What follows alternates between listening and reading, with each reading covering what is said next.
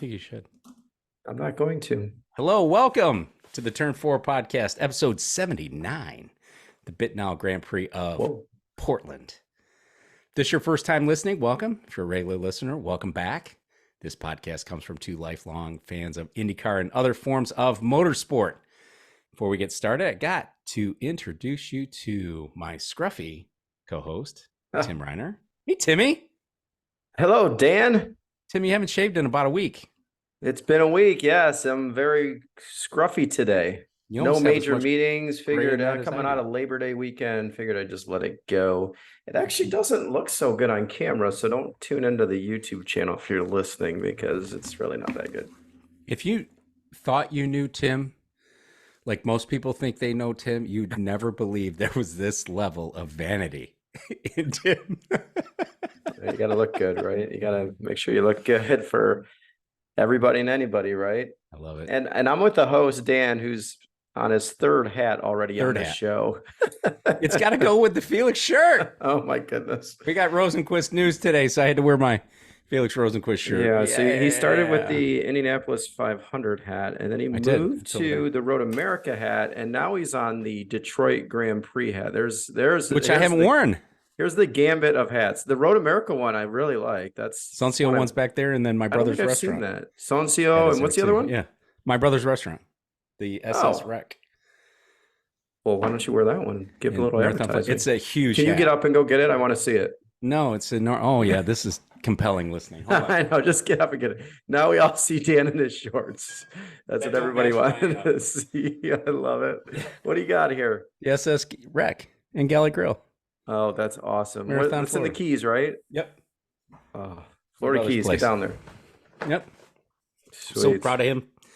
The job that he did. What key is it on again? Is it Marathon? Marathon Key. Head down there. Yeah. Also has a get to meet pizzeria there too. Coast to Coast Pizza. I have a shirt for that one. I don't have a hat for that. Oh, all right. I like it. It doesn't look like you've worn that hat though. Hopefully your brother doesn't listen to the show. Well, it's a large, extra large. So, my brother obviously thinks I have a big head. No, it doesn't. Not even close to it. Not even close to it. Oh, this is so great. I love it. I can wear it as like one of those big hats, right? Like the ones that we saw at Indianapolis. Yeah. All right. Put the Detroit Grand Prix on. Maybe they're listening. All right. There we go. Now, if anybody is still listening to the show, we've got a wonderful show for you coming out of Labor Day weekend, the Bitnile Grand Prix of Portland. The penultimate round, which is what our dear Marshall Pruitt called it. But before I get on to this, I want to just give a quick shout out to Phil Mallinger. He's a dedicated YouTube watcher. For some of the comments, he's going to see you in your shorts. Yeah. Some of the comments last week about the Bommarito 500, talking about lengthy read. Firestone needing to do something about the. It was actually very detailed. Still applying for that co-host position, I would imagine. And he's got to be a close second on the co-host position. Who's the first? Well, I'm the first choice, right? Oh, yeah, sure. But, he's the second choice. Yeah. So you're right. But I think part of this is, too, and I'm, kind of defending Firestone, I suppose, by saying this. First time they ran alternate tires on an oval, because we see these marbles all the time. Yeah. Phil, if you're saying that we need to do something about the marbles in general, totally agree. Because what, I consider to be one of the most iconic stretches of this particular race that we're about to talk about, the Portland race, that backstretch was covered in marbles toward the end of that race. So, makes getting offline and makes passing very, very tricky. Where if you have push to pass left, that obviously is, you're going to have to take your life into your own hands, take your race into your own hands, so to speak, by going off onto those marbles, even if you do have some push to pass left. Yeah, I think there's always been this balance with the tire manufacturer to go, how much tire dead can we have? How soft can the soft be? What happens with the rubber, so on and so forth. So I think it's always work in process, but it never seems to get to a good stage that, you always have sweepers, right? Sweepers come out, they sweep, they try to clean it up just because it gets bad. Yeah. But thanks for listening. As always, always good engagement there on the YouTube comments. Tim, talking a little bit about qualifying for Portland, I think a couple of things stand out. One good, maybe one not so good. The not so good, maybe Joseph Newgarden. And I'm kind of hesitant to say not so good. I mean, he's now racing for third in this championship, which was for sure a possibility going into this, which is really a bummer on the season that he's had. Because he threw it away, though. We talked about that last show. In my opinion. Yeah. Totally agree. Totally agree. Too much inconsistency, not really driving for points, not really driving for what you needed to do. I mean, he's still young and he drives for what's perceived as being the best team in IndyCar. And I think that gives him a little bit of that, motivation to do that. But he made a mistake. In qualifying, he owned up to it. He owned up to it on the interviews, which is what I've been saying all along, right? I hate that he just storms off and, goes running off to his bus and doesn't face the music. So good for him. Good for him for admitting, for doing that. Real bummer. I mean, it could have been worse. I mean, he started 12th, which wasn't, the worst thing. He could have started, at the very back. Yeah, it wasn't terrible. But, good for him.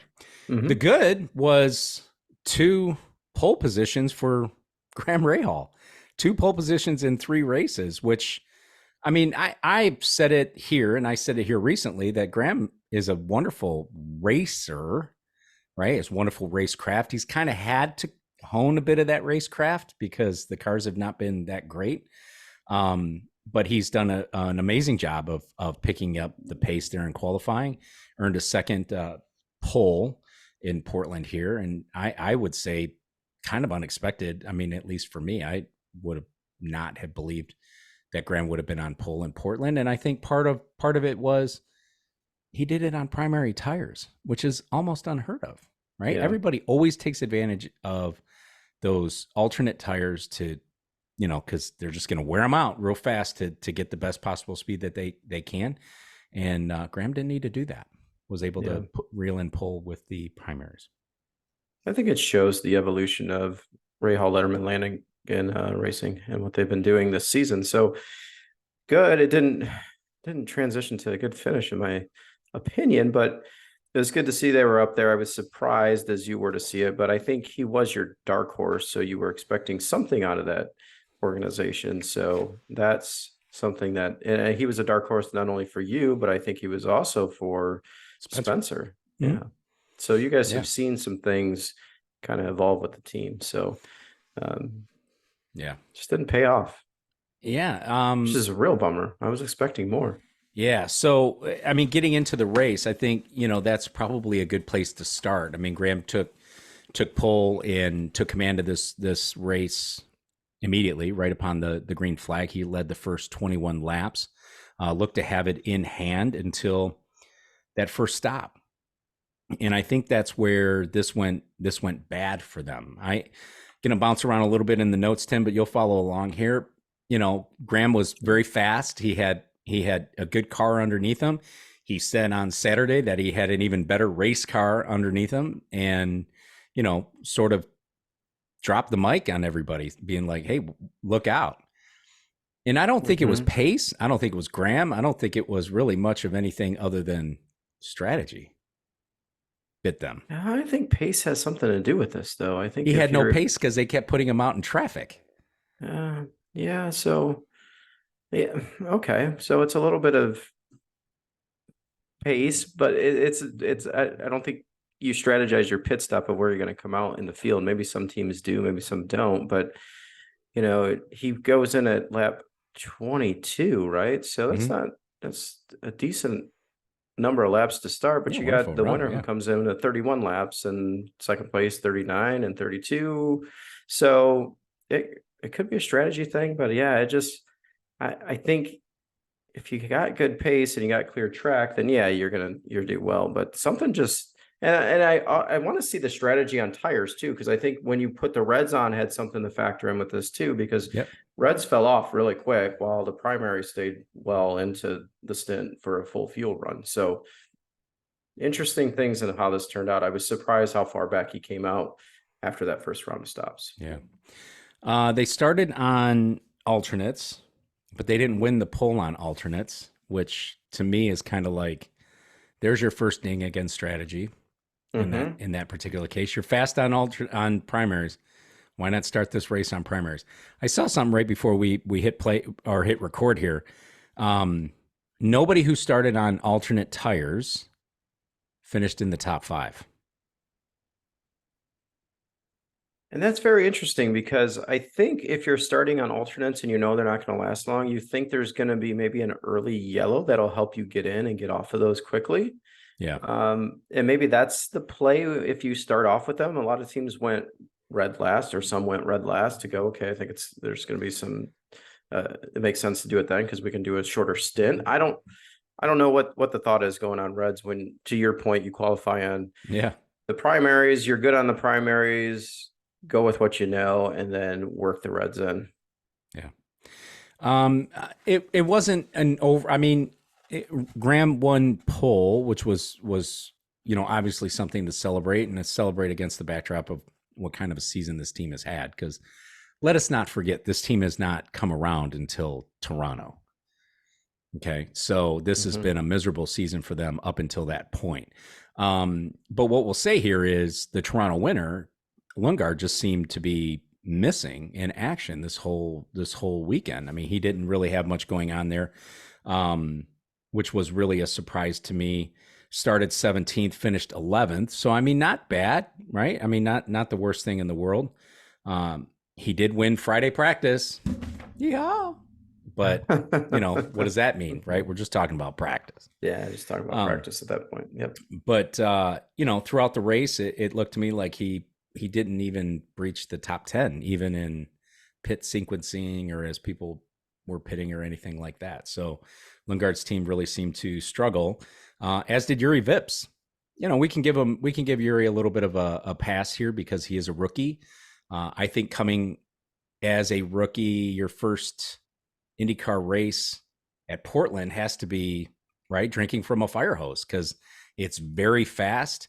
It's a very fast lap. It's a narrow track, a lot of marbles, like we talked about.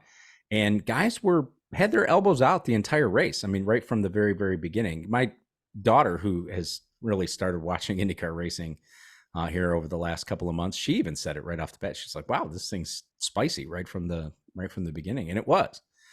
So, Yuri started and finished in 18th place. He looked a struggle to me, but a couple of things I've already heard today that I've listened to, a lot of people I'm giving him a pass based on the fact that it's got to be a hard place to get his first start at. He looked like he was struggling, and there was a lot of places out there where he looked like he was a, kind of a rolling obstacle. Yeah, but I will say he is the top finishing rookie in this race. All of the rookies finished behind him, so you got to look at that and go, wow, that's something, right? At least he did that. It's the only one that finished on 4 wheels, right? Because the other guys all, Canapino was out, right? I mean, Marcus Ericsson lost a wheel in the pits. So that's where I think he had the advantage because he was able to finish from that perspective. Yeah. So, in the closing laps of this race, Graham was lighting up his team on the radio. I mean, had a full-blown engineering and strategy debrief with the team while still racing toward the finish of this race. I think the conversation is necessary. In that particular moment, I don't. I agree. You can't do it in the battle of the heat, the race and the battle that's going on. You just need to put your head forward and work on it. But I obviously frustrated, right? You come in with pole, you're expected, come on, get a podium finish, right? You're expected to do something like that. And you finish way down in the order. I call it way down in 12th. And there needs to be conversation about it, but I would imagine he was in on the strategy to start on reds, right? Like had to be. They had to be. So, and I don't know even though he was faster on blacks, and he knew he was faster on blacks. Yeah, I think that's a it's a poor time to do it. To your point, do you have the conversation? Yes.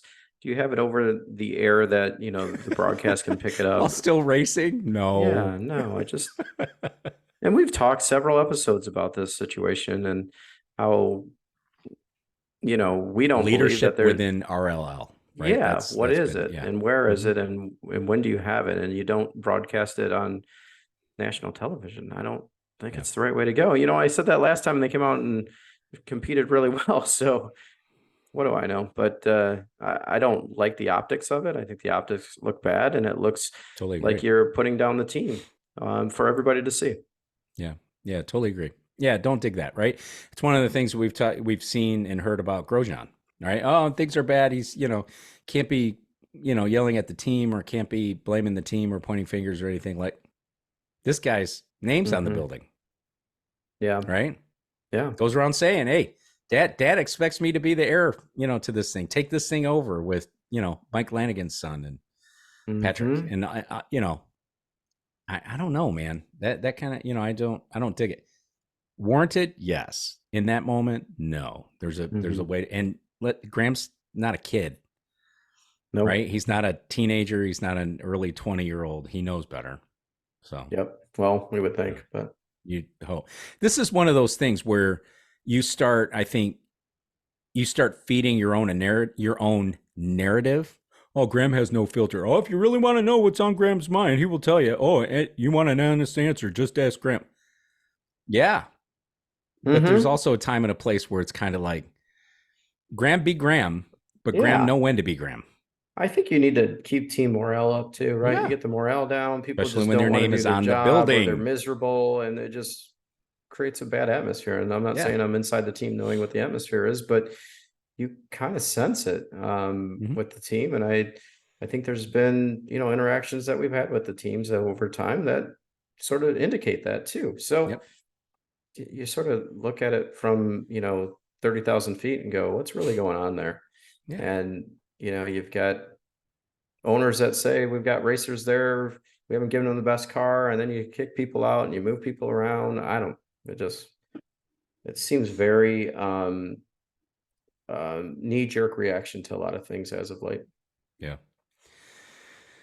We could go on, but we won't. Tim, where was Team Penske amidst all this? Yeah, they were not a headliner at all. They were not our picks, but we always sort of expect them to be in the game. I mean, McLaughlin started second, but mhm. really didn't seem to be a factor in this race, starting on alternates. Yeah, kind of the same strategy that Mm-hmm. Graham went with, and it just didn't pay off. And he finishes ninth, right? So not a bad Mm-hmm. finish, but at the end of the day, you start second, you expect to be up there all day, and all of a sudden you go through a round of pit stops and you're back in the field. And when you're back in the field, to work your way through is very difficult, especially when you got the Ganassi boys up front running like so well. It's Yeah. you can't put a. I think this is the thing with the series. You can't put a foot wrong in any race and expect to have good results, right? It's It's too tough to good do. top to We've sort bottom. of Yeah. seen it, right? We've seen Dixon at MIS, right? He got spun around, and then through IMS. fuel strategy and Mm. thinking about what they could do at that point, there he came up with a good plan and actually won the thing. But Yeah. there's not many teams that can do that and come up on top. It just doesn't happen.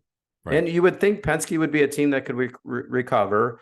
And I think Joseph did a good job. So you asked where Team Penske is. I think Joseph did a good job after his qualification to run up where he did. And he did have the fastest lap of the race. So I guess they had the car. It just, you can't have the bobbles in order to have a really good finish and win this thing.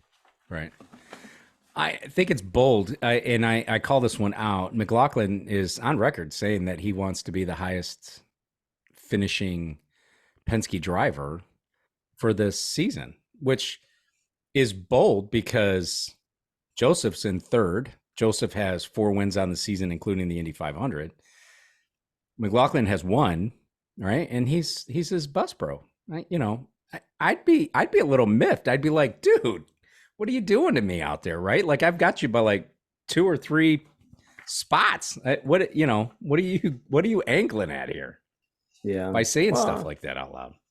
Yeah, but I think if you're in a team, you want to be the guy up front, right? You want to be that guy. You're in the same equipment, so to speak. Everybody's in the same equipment, but you got the same Yeah. damper system. You got, access to the same engineers. And Yeah. so, yeah, you want to be that guy. He's not far off. And for being in the 22 series points. Yeah. 3 years now, whatever it's been, Mm-hmm. three, um, you're not doing too bad, right? Right. You're up there in fifth. So Yeah. I don't think it's Bold. honestly I don't think it's a bad thing to say. I think everybody wants to be that guy. I guess maybe to say it out loud and articulate it to somebody, maybe, but that's what I think. It's good for that team. I think him and Newgarden are so close. I don't think anything's gonna, mess with that sort of I relationship. don't really get the sense that Joseph Newgarden has a lot of like margin for that kind of talk when talking about his records or his career or, aiming at him or whatever else. I don't get the sense that I that's think they're something that that close he has though. a lot of Yeah. tolerance for. They're close now, but one thing I will say this is the one thing I do appreciate about IndyCar is that even, you do battle on track, you do, everybody puts out their best foot. Everybody's out there to win. Everyone's out there to beat each other. But at the end of the day, it's not like F1 because I think, the dynamics amongst the drivers in F1 is ugly, right? You see a couple of guys here and there that they're chummy with each other, but you don't, not to the degree you do in IndyCar. Mm-hmm. Yeah. So I'm not saying that, they shouldn't, or they should take this and make it antagonistic, but, Yeah. I think, I just think it's bold. So, Ah, yeah. yeah. Newgarden, as you mentioned, he was able to parlay his mistake in qualifying to a smart and kind of unexpected fifth place finish. Mm-hmm. And McLaughlin finished ninth. He converted his second place to a ninth place, which, I'm sure was a real drag for them. But I think for me, what made Newgarden's finish so unexpected was his opening lap tangle with Kirkwood, where he had to take the run, this crazy runoff where, they've got the arrows and they've got the cones and they've got, all this stuff that you have to go through if you, if you go through the runoff there in turn one. But nonetheless, skate park. Yeah, I mean, he able to convert it into a fifth place finish. So, I mean, good for him. Will Power, on the other hand, I think a very, very uncharacteristic mistake by Will. I mean, he was running very aggressively with some very aggressive Aero McLaren drivers, Award and Rossi. He cooks it and spins early, Yeah. Stalled the engine. He had to wait for the AMR safety team to come in and bail him out. Finished 2 laps down in 25th. His worst, right? Got to be his worst finish of the season. Yeah, Got to be his worst finish of the season. sure. And very, I mean, just a very unusual finish for Will, like a very unusual race for Will. Usually he's, even the old Will, he's still smarter than that. Yeah, last week I asked when was the old Will ever coming back, Right. and based on his results here at Portland, I would say it's tough. It's not really going to happen. But yeah, I think it goes back to the spin. I think it goes back to maybe the balance wasn't quite right on his car. That's typically not a willpower sort of incident where I think everybody figured, right? He got punted, right? There's something happened. He got hit. Not the case. It just went out took from himself underneath out. him and he spun it. So Yeah. that was the end of, sort of the situation there. So but yes, indeed, it was his worst finish of the season. His other one was Indy, where he was 23rd. Yeah. Tim, I kind of expected more from, in a similar way that we're talking about Penske. I kind of had high expectations for Team Penske because I normally do, but I also had a little higher expectations for Andretti Autosport. And I think they were able to kind of claw back and get themselves back in the game, so to speak. But I did expect a little bit. Not a lot. Like, I didn't expect this total domination or anything of that nature because, like our friend Spencer was texting me during the week, it adds some hills to Portland, and Andretti'd be all over the front of this field. But being a flat track like this without any undulation, I think that's kind of where they're at. But I expected a little bit more with them. I think they took a little bit of a step back. They did have a lot of airtime, but not really for the best reasons. I mean, it started out with Grosjean in the opening lap. He tangled with Ilott. And I swear Ericsson was in there somewhere, but he got away with it. All that dust, it's so dry there. Once you get offline, there's so much dust. Yeah. But in any case, Grosjean. I don't think that's any fault to Grosjean for. No, me neither. I'm not faulting him for that. Yeah, you just victim of circumstance there. Yeah. Just in the wrong place at the wrong time. Yep, and all credit to the team too. I mean, it was significant damage on the front there, long repair. They did make the repairs, get him back out on track. He was 28 laps down, right? I mean, and then he ended up.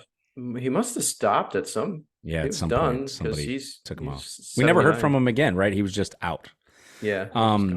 Yeah, and I mentioned earlier about Kirkwood. He had a couple of bumps with Newgarden at the start. He had to take the runoff maze as well, but through strategy and tire choice, made it to the top 10 by lap 22. Fourth place. He was running in fourth place, Tim, by lap 30. Strategy and tire choice. Credit to the driver, but also credit to the strategist, Brian Herta. The driver was listening. He had to make sure he wasn't doing something dumb, right? That he wasn't a dum-dum out there. Kirk would go on to finish 10th, and I think that was smart driving and spot-on strategy. Yeah, and they went on a fuel save, right? So they pitted in the first yellow on lap 4, so they were going through, others were pitting, and they didn't pit again until lap 39. So when you had everybody come in, that's where they were up in the sort of the running there, and then there was talk that by the end of the race, their strategy might pay off, and I don't think it paid off with what obviously finishing 10th is good in the series, right? It's not a bad thing. Top 10 finish, you'll take it most times when you're not up front, but Will Power would take it. Oh yeah. But there was this talk like, oh, they're going to get strategy. They could be a player at the end of the race. And I was like, I don't see this happening. And it didn't, but you got to give it to them for having a 3-stop race when they put it on lap 4. It was all about trying to do what Dixon did at Indy on the road course the second time around. Yep. So good on them. Good strategy, good racing, good racecraft. On the other side, we got a teammate there who I have talked a little bit about racecraft when it comes to Colton Herta. Kind of had some interesting issues there. He had a spin with 3 laps to go while battling next year's teammate Marcus Ericsson. He rejoins and eventually finishes 13th. He also had a pit speed violation, which was, the second on the season that I can think of right off the top of my head, in case anybody's keeping score. The other thing I want to bring up here, Tim, and if we had this crack team of researchers that we could ask to go back and look at it, but it just feels to me that the moment the tires start to give way a little bit under Colton Herta, he's ready to pit. He's not holding it out. Yeah. Go ahead. You're not convinced.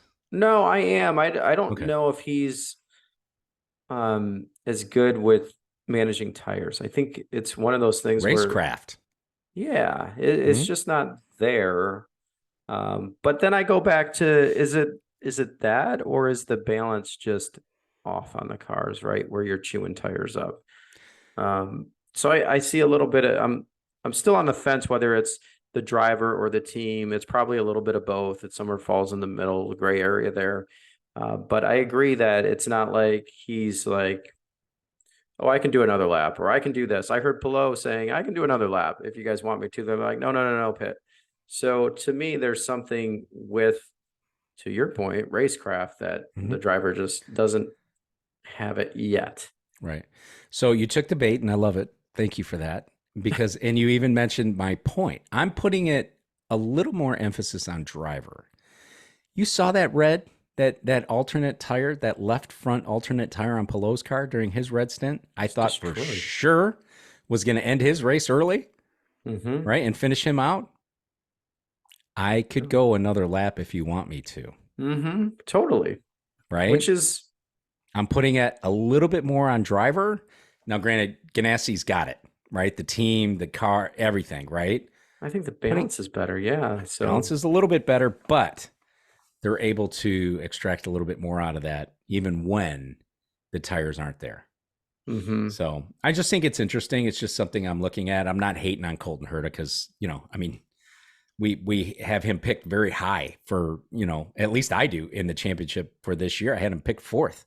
Yeah. In the And I championship hate the year. spin He's at going to struggle near to the finish end of the 10th. race. Like that ruins your race, right? It's totally trying a little too hard. I wouldn't say uncharacteristic. I would just say, uncalled I just wonder when you look at, so obviously we're talking about Andretti, but when you look at, the top three finishers, so Colton Herta started third. That's why I mentioned this, but you look at the top three starters and the guy that finishes the highest finishes ninth, which was Scott McLaughlin, who started second. So I wonder what the stat is, like how far down do the top three finishers normally finish in a race? And I think this is a little uncharacteristic that out of the top three, like I mentioned, Scott's the highest finisher in ninth, and you got Graham in 12th and Colton in 13th, who started first and third respectively. Right. I didn't put Devlin DeFrancesco in there, and I probably shouldn't even bring it up. I didn't do it on purpose. I just did it. Devlin finished 17th, started 20th. He's got 2 races left on that team. Be interesting to see what happens to, in his next stop. We're going to talk a little bit about silly season. As you would say, the next domino falling. The next domino. Arrow McLaren. We had a domino fall today. Hey. We sure did. Arrow McLaren. Hey, Arrow McLaren. To me, Tim, the most aggressive team on track. And I don't mean it in a negative way. They were out there. They were all three. I think they were all three wheeling it. Felix, Pato, and Alexander Rossi. I think they were all in the hunt, and I think they had strong cars all day long. I have an aside. My bride, who's also been watching IndyCar for 30 years because of me, she doesn't like when they refer to Alexander Rossi as Alex Rossi. He's Alexander. Oh, no, he's Alex. Everyday life he's Alex for sure. Yeah. Yet she's still trying to perpetuate the idea that she doesn't have a crush on Alexander Rossi. Nonetheless, you think Joseph's Joe? No, I don't think Joseph's Joe at all. Joey. Anyway, so the Arrow McLaren cars were in the hunt all day long. It paid off with a podium for our dear Felix Rosenqvist, who afterwards said that they had been going in his own direction in terms of setups. What a novel idea this late in the season. And it's paying off. I mean, interesting comment, interesting tactic, because not everybody can drive that car like Pato O'Ward with those hands and all that movement and everything else that goes on there. Felix is leaving in a few weeks. So, I mean, it would pay off. Second place here. Had some luck, right? Had some luck. He had some luck. Yeah. He had the red tires at the end. He was lucky. Yeah. Had the red tires at the end, and they were doing his own thing. That was a luck. That wasn't strategy. Yeah. Finished second, as I mentioned. O'Ward finishes fourth, but not without a serious charge on Felix after that final round of stops. Felix got out just ahead of him, and man, did O'Ward take issue with that. You could tell. I mean, he was racing him hard on cold tires, trying to take that position back to no avail.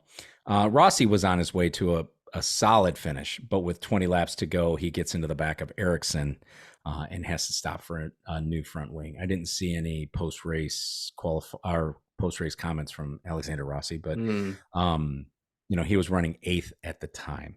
Without that issue, Arrow McLaren, Timmy, would have put 3 cars in the top 10, which I think is huge.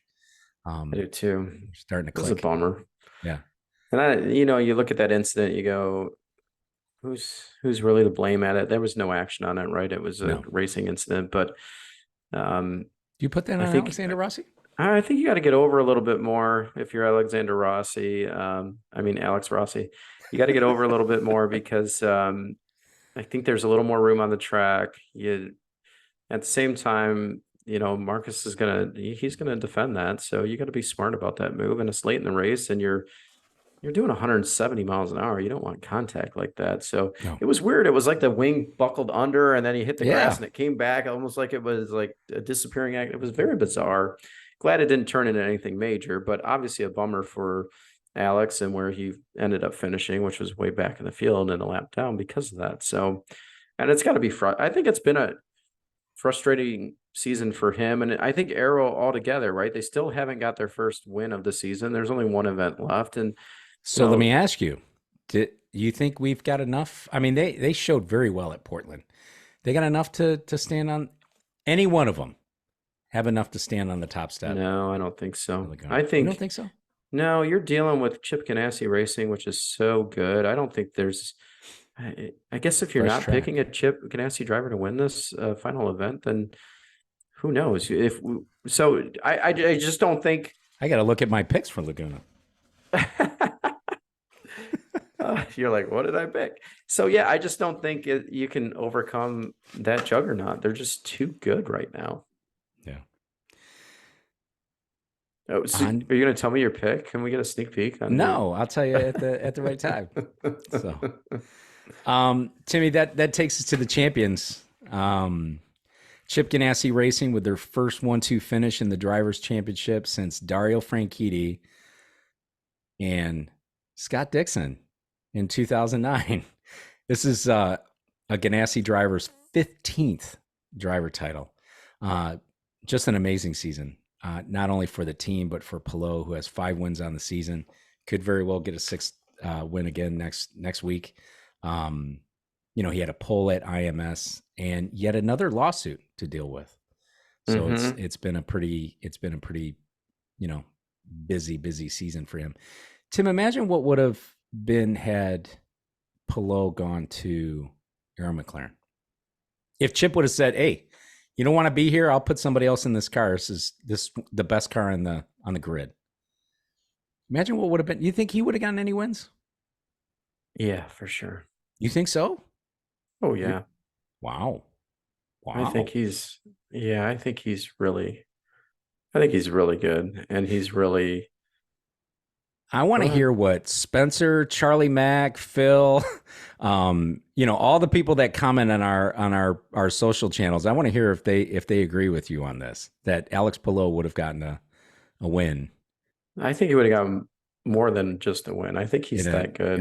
Yeah, obviously, being on Chip Ganassi Racing helps, right? A ton, but I think Arrow's had several races where they've had cars that could win and it just didn't turn out the way they had hoped, right? I think you could have taken the season opener.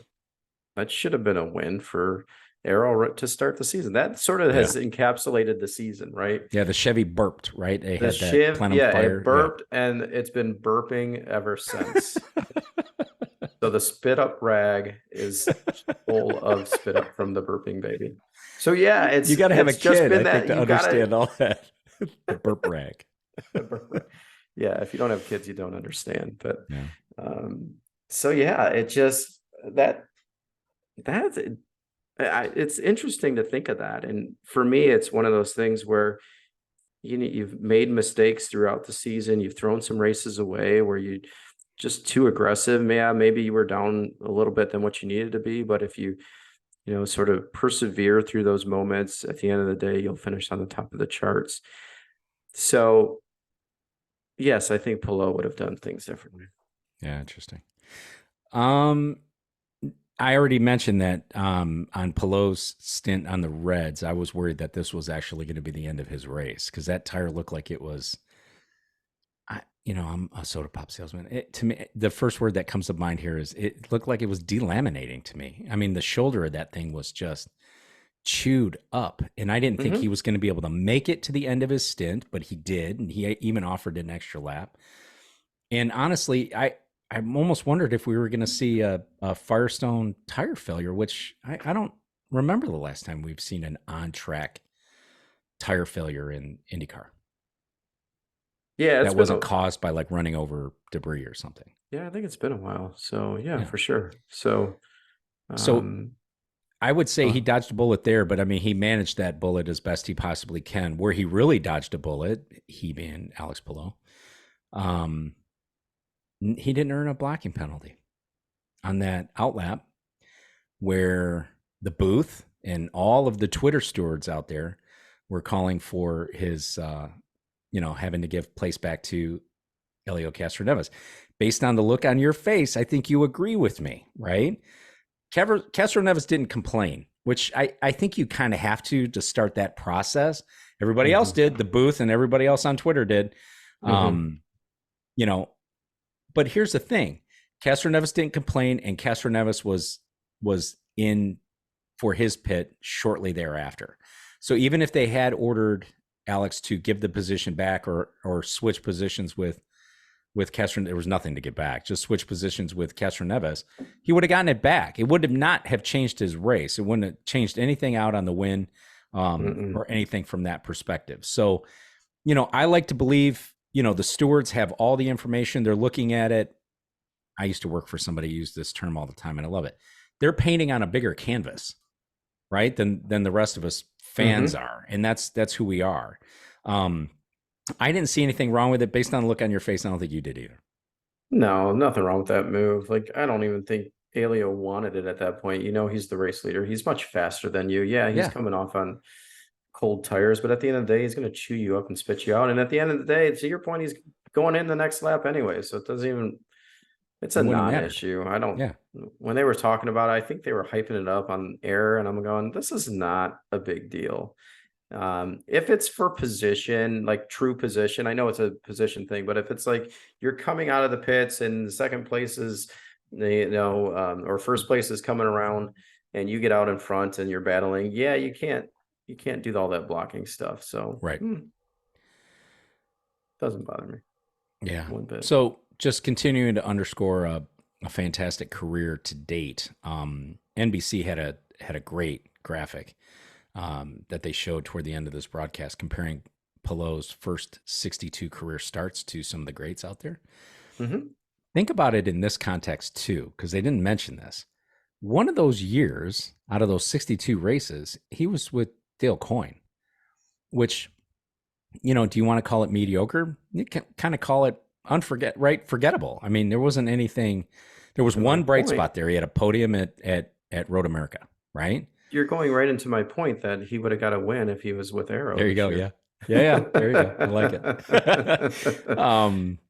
So 8 wins, which is one more than Will Power in the first 62 races. 23 podiums, 37% of the time he's on podium, and that's 9 times better than Will Power at that same time, and only 1 less than AJ Foyt. And 43 top 10s, which is 69% of the time. And it's equal to Mario Andretti, who leads that stat. And I think that's just an amazing kickoff to this career. And really no wonder why he's in such high demand for top teams. Yeah. For his and I have fears that he will not be in the series next year. I know everybody thinks he is. I don't think it's been confirmed yet, but I'm sure there's Chip people that know. At the end there, he's saying he'll absolutely be in one of our cars next year. Chip saying that? Chip said that. Chip never says that. Yeah. So and again, the Twitter experts out there were complaining that there was no Champ Car drivers in there, because I think Bourdais, and I don't know what it is. And here's the deal. I'll put it out to our great listeners. Add it to the comment section on YouTube, or send us an email or send us a tweet. I think there's some Champ Car drivers that have some stats that would rival what Palou has done. I don't know necessarily beating or matching, but I think they fit in the but I think some of those are Champ Car for other Champ Car finishes for other drivers. So, and Sebastian did race in the Bourdais, Racing series, so in the IndyCar series. So we'll see. I did see it. I don't take issue with stuff like that. I just think on the surface of it, you're comparing them to Mario Andretti, AJ Foyt, Will Power, Scott, people that have, very, very accomplished, long kind of careers are the people that you think of immediately when you think of, the greats in IndyCar. Yeah, I think it's good just to include everybody that would be on the list. I think that's all people were asking, but what do I know? Yeah. You're not a soda pop salesman. Dixon with 2 late wins in the season, a 3rd place here in Portland. I think just patented Dixon consistency. He was not very happy about the yellow situation, which we'll talk about in a second. Because I think it's very important that we talk about this. We talked a little bit about this last week, and we've talked a little bit about it earlier in this show. He seals second place over Newgarden. I was stunned by that. They said it on the broadcast. I wasn't sure if I actually heard it. Sent a text to Spence, and he's like, "Oh yeah, it's 1-2 Ganassi," which over Newgarden, 4 wins versus 2. But that's that level of consistency. I'm blown away by that, Tim. Are you? No, I knew when Newgarden threw it away and put it in the wall trying to get by Devlin that it was over for third. I knew immediately, and there was no way he was going to get that back. So at that point, I'm like, there's a battle now for third, fourth, and fifth, right? So first and second are locked, and so on and so forth. So I've been watching this series for way too long to think that there was ever a chance after that. I just think kind of throw it. You went with it, and off it went. And to Dixon's point, I don't know. I was almost yelling at the TV. Why? What are we waiting for? Where's the yellow? Throw the yellow. You got a car in a precarious position, and you wait to do a cycle for drivers to come in and pit. I'm assuming there was a. Let's put a pit in that. Let's talk about Ericsson and Armstrong, and we'll get to that in the grid walk. All right. Ericsson finishes 7th, Armstrong 19th. Armstrong had an issue in the pits 2 weeks in a row now, right? 2 different drivers, 2 different Ganassi drivers had a tire come off, had a wheel fall off during a pit stop, which I thought was interesting. Should never happen, but should never happen. You're trying to go fast, baby. Yep. So congratulations to the Ganassi team, 1-2 in the Drivers' Championship. Hello, what a stud! Jeez. Let's walk the grid, Tim. Let's do it. Got to start with Miles Rowe. Huge congrats to Miles Rowe, who wrapped up the USF Pro 2000 Championship and his team, Force Indy. Miles is an amazing talent with what will assuredly be a long career ahead of him. And of particular note, Miles is the first African-American U.S. open wheel champion. Think about that. Congrats. Right? It's about time, and frankly, it couldn't happen to a better young man. Yeah. I want to note also that he got a wonderful shout out by Lewis Hamilton on Lewis's Instagram. But even more importantly to me, Will Power has availed himself as a mentor to Miles Rowe and has helped guide this early part of his career. So, shout out to Will for doing that. That's an amazing thing and wonderful to give his time and kind of give back to the sport, right? That really got him to the life that he's been able to enjoy. Certainly good things to come next year in Indy Next, no doubt. Tim, it's a big deal. Yeah, of course it's a big deal. It's a big deal. I'm happy for the young man. He seems like a very confident young man going into the next series. And as he mentioned, he's like, it's not over. I'm going to keep on going. I think he's got a lot of backing, which is good. And seems like he can drive. So I can't wait to see him. I've not seen him race. So getting to see him race would be a great thing. Yep. Max Verstappen. Hey, it's been a while since we talked about F1, hasn't it? 10 wins in a row. Tim, this is a big deal. It is a big deal. Do you know who doesn't agree? Who? Total Wolf. Oh, geez. Says it's only a big deal to Wikipedia. It's a big deal. Yeah. I would say that's sour grapes and sour wine all at the same time. And here's the thing. I'm kind of sad for the Mercedes team. Sad for Total Wolf. I'm kind of sad for Lewis Hamilton because they can't seem to help themselves, right? They can't find the high road in any of these situations. And to me, the only thing that they just continue to prove is Max Verstappen and Red Bull live rent-free in their heads every day. Mm-hmm. It's just odd to me, right? It's like they almost forgot they dominated the last 7 years or 7 years prior, right? To this change. And, now suddenly it's not a big deal. It's only good for for Wikipedia. Who cares? Big deal. Yeah. Right. No, Verstappen is good, man. They turn it up. Ferrari had looked like they were there to compete on pole, right? With Sainz. It was this or the Ferrari shirt, but I put this one on because we'll have F1 episodes where I can wear the Ferrari shirt. So. And Ferrari should run that livery the rest of the season. You come Oh, off not that. a fan. Ooh, Dan Me likes liveries. neither, Dan but if didn't you're like going to that get one. results, then go ahead and do it. You get pole and Yeah, finish third, I think it was, if my yeah. recollection's right. So, but Max, great. Red Bull's got it. I don't. It's hard for me to tune in, honestly. I know it's so bad. The last couple of races have been pretty good. I thought the Dutch Grand Prix was pretty good. I thought this was pretty good as well. I enjoyed watching it. I enjoyed watching, and that's why I was going to wear the Ferrari shirt, is because they led. It was in the notes, but since I'm not wearing the shirt, I don't have it. Carlos Sainz, the first 20 laps or whatever. I mean, that's almost unheard of at this point, and he was able to hold off Max. Once Max got around, that was it. That was game over. Yeah. And what could be a precursor to the FIA announcing the approval of Andretti's bid to enter Formula One as what I'm referring to as an expansion team? Andretti Autosport will be rebranded Andretti Global.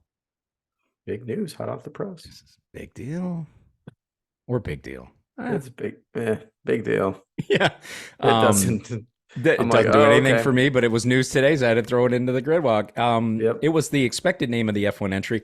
I think it was also the expected name of the F1 entry until Cadillac decided to get in the game. But now it'll be the umbrella branding for all of Andretti's racing endeavors. It'll be kicked off in January with the first Formula E race that will take place in January. So congrats to the Andretti team. Hey, he's built an empire, so you got to give it to him, right? It's and he's he chummed up with a billionaire, and it's helpful. Yeah, right? he could race as well. And then I think his father had always said, that's Mario, by the way, had always said that Michael always liked the business side of the of motorsports more than the racing, even though obviously he was a racer and did his thing. So I'd have to say he's absolutely spot on that, because he's building it, and we'll see if it's a precursor. You said might be the precursor to their approval for Andretti's bid. We'll see. Just because the FIA approves it doesn't mean F1's going to approve it. That's a whole nother issue. Good point. So on to your controversial issue with Portland. We did talk about Pallou's non-penalty, which you and I both agree is a non-penalty. But like you said, with Scott Dixon's complaint, he was less than complimentary about the late yellow flag. The first thing I'll say is, and I'm going to ask you to repeat all the genius that you already said here, is we know that this is what's going to happen, right? This is nothing new. The series kind of made this known. This is how it's going to be, and these guys understand it. I will say that, but I will also say this. That car was in a more precarious place than most other situations in this area. So it was a little bit more of a gray area situation, if you want to call it that. The second thing is, I don't know that it really would have changed anything for anybody, for Felix or for Dixon, because I think to me, coming out of the yellow, the back markers, were more of an issue than a late yellow in that. So, but I'll let you talk about the late yellow. Yeah, so I think it's where the car is. It's in a bad spot, and if it's in a bad spot, totally you got to go yellow. You don't go yellow. I'm sure, obviously, that's a yellow in that area, but yellow in that area in IndyCar is different than yellow in an area for Formula One, right? There's certain speeds that you got to do if you do a virtual yellow. So, and the pit's closed, so it would have been huge for Felix. He would have gone way down in the order. So I understand that too. So it would have been catastrophic for them, in my opinion. So I think out of safety, which the series always is focused on safety, you need to throw a yellow sooner than that. And I'm glad where Felix finished, but you don't do it, and you're waiting for something bad to happen, and I don't like it. Yep. There's my genius response. Yeah, I agree. There's your contribution. You said it on Twitter. You gave us the expectations. Oh my gosh! No, our Twitter handle. Yeah, I was wondering if I was bringing anything today. You brought it to me. You brought it. I agree with you. I think this was definitely a situation where they could have gone to full course yellow much sooner. Yeah. You hate to destroy someone's race because of Yes. it, but you hate for someone to get injured. So you Oh just got to yeah, make the that's rule, or the bigger thing. you throw the yellow and still leave the pits open. There's other things you can do, right? Yeah. You don't have to just leave it green. You throw the yellow, and if you want to pit, you pit. If you don't, you don't, right? Yeah. I agree.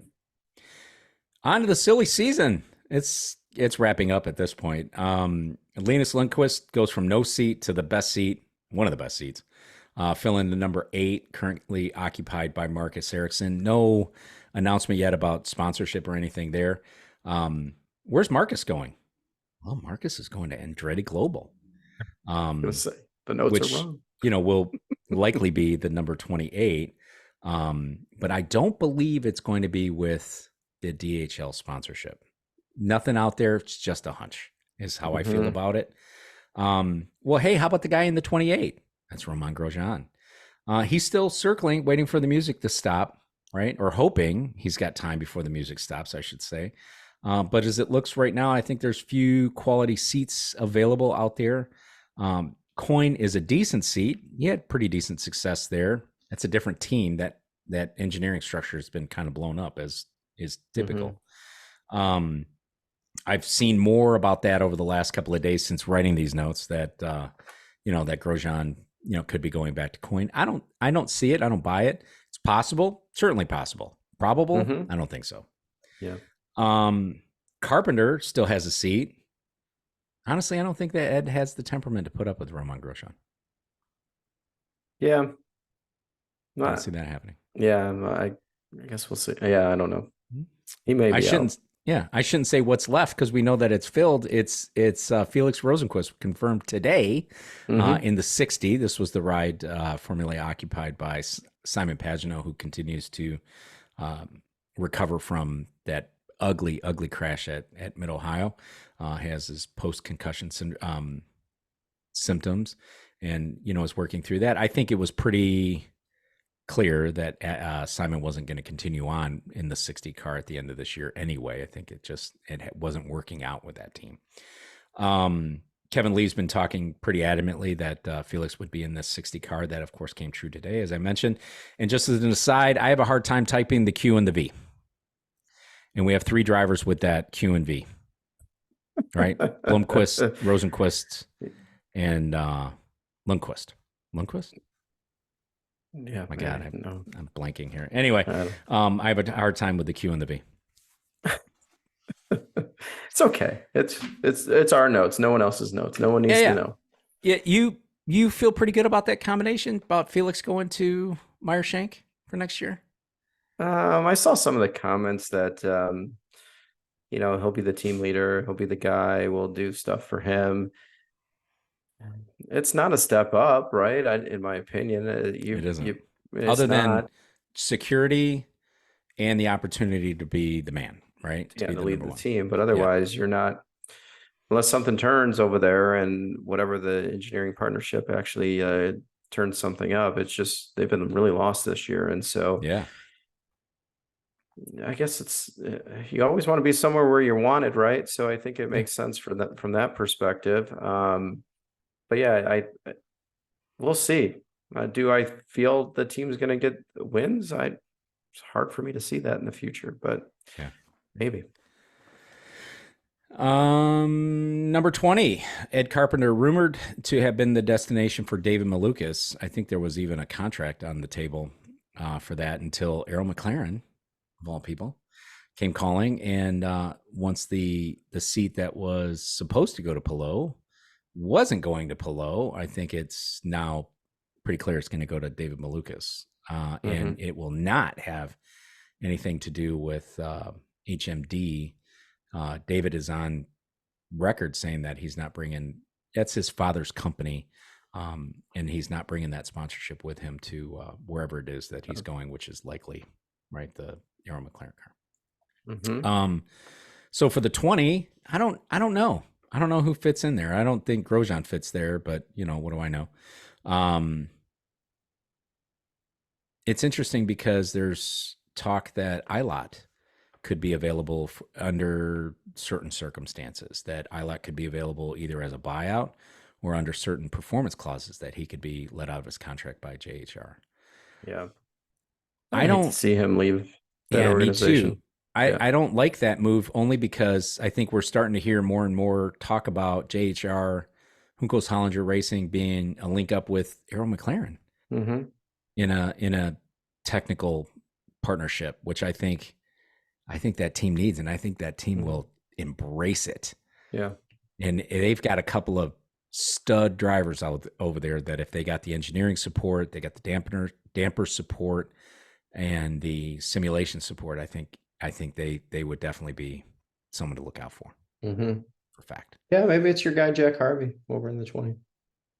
Maybe. Yeah. I would be totally fine with that because Jack's a professional. He's an adult, right? He can certainly wheel it. I mean, he proved himself at Shank, and let's face it, we had 1 3/4 years of disaster at Rahal, and and Jack was the victim there. He just couldn't get himself in gear by the time that team started to turn it around. And to your point, I think him and Ed would get along. I think they'd be fine together. Yeah. I got to move on because Timmy tells me he wants me to keep these things to about an hour. So, but if you have not checked Twitter and IndyCar media, the competition is not the sole domain of the on-track racing. So if you're not watching what's going on over the weekend with IndyCar media, it's just as delicious as the on-track. Yeah, there's some stuff going on for sure. Yeah. Little childish in places, but nonetheless, that's where we're at.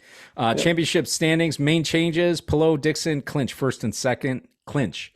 Newgarden is in danger of finishing fourth as he's only 9 points up on O'Ward, who very well could win this thing next week. Places 9 through 11 are all 1 point apart. Alexander Rossi, 349 points. Herta in 10th, 348. Kirkwood knocking on the door, 347 points. So that whole top 10 could get flipped on its ear before we leave Laguna Seca. Final race of the season coming up next week. It'll be on a repaved Laguna Seca, which should be interesting. To me, one of the things I'm most anxious to see is this Brian Herta's Shell Reynard, which is supposed to be doing hot laps tomorrow on Wednesday at Laguna Seca. So I can't wait to see that. And I can't wait to see the Gainbridge Tribute livery that Colton Herta will be running over the race weekend too. That car, if you haven't seen it on Andretti Autosports Instagram, it's dialed up to look like the old Shell Reynard that Colton's Dan read. Yeah. I saw Brian squeezing into the cockpit of the Shell. Squeezing. Yeah. We got picks. Timmy, we got picks. We do. Go, Dan. Spencer for Laguna Seca. Spencer gives us Herta on pole, Dixon to win, and Ilott as the dark horse, which I like that pick, Timmy. I'll give you mine. I got Herta on pole, similar to Spencer. I got Alexander Rossi winning this thing because why not? Geez. And can you really continue to keep calling him a dark horse? We got one Graham Rahal as our dark horse. Wow. At Laguna Seca. Who you got? Tim, I need to write these down because, as you know, I never do. I'm writing them down right now. So I'm going to start with my winner because my winner was my pick from way in the early prediction of the season is Scott Dixon winning this thing, which I know is the same as Spence. Okay. My poll, I got Herta as well. Spencer and I are on the same team right now. And me. And Dan. And then for my dark horse, I started to write down Rahal, but you said it, so I scratched it immediately. and so I'm going with David Malukas. Oh. Okay. Bold. I like it. Well, I think he had a wonderful run coming out of the last race, and we'll see where he ends up. So I got David Malukas, and only one Chevy pick here, by the way. I'm sorry? Only one Chevy pick here, right? With Spencer's dark horse with Ilott. It's the only Chevy on this thing. It's a Honda thing, huh? Yeah. So yeah, that's what I got. But maybe look out for Rinus VeeKay as well. You never know what comes of that. I like that, man. He had a really good run to 6th at Portland. And you know what? Great time for it too, because the presenting sponsor is their team sponsor. So best time to get yourself in gear. Odd for that team though, right? You got me on a tangent. On for that team though, because Ryan Hunter-Reay was nowhere to be found. And Renus was all over it. Yeah. Had a nice weekend, so they just weren't able to deliver for RHR. Yeah, unfortunately. Well, Renus started 13th, went up to 6th. They didn't have bad qualifying, so yeah. Is your Turn 4 podcast watch party start in 15 minutes? Yeah. I can't wait. That's what you're always watching, right? Your invitees gathering at the house there so you guys can watch it hot off the press. Sometimes we do that. We just got to wait for it to get uploaded. As soon as it's uploaded, we're there. We've got it on the big screen. We're going to watch it and do our thing. I'm doing it this time. I haven't done it in a few weeks. I may not even make it through without having to call you to say, hey, what do I do here? That's easy. If you need something, let me know. So easy. Well, we're going to the season finale, so we're going to watch that and see what happens. And we'll be back in less than a week. Yeah, looking forward to it. Yep. Lots of fun. Yeah, looking forward to it. I'm not looking forward to the season ending, but looking forward to seeing this. And we've got Formula One sprinkled in there and NASCAR if we're desperate, and we've got IMSA. Still, we've got a couple of races left there. So yeah, including the Indianapolis road course. So yeah, I could see them. So as always, thanks for joining us. Be sure to engage with us on our social media channels. Send us messages. We love them. I try to respond to, so does Tim, to the YouTube comments as well. And we try to do what we can on I'm just going to call it Twitter. I don't know. It's we like Twitter, to tweet, isn't it? or do we just call it X'd? Right. But I don't know. We're Xing, man. Yeah. Although I keep getting a bunch of messages saying that, so-and-so wants to follow you on Twitch. I'm like, I don't even know if we're on Twitch. I don't know why somebody wants to follow us on Twitch if we're not on. Are we? I think we are. Yeah, we're on all of them. We just don't post to all of them. Just follow us on the X. Social media. Just follow us on the X. That's the social media channel known as Twitter to the rest of the world. Thanks for joining us, everybody. Timmy, that's all I got. Same here. Have an awesome night. See ya.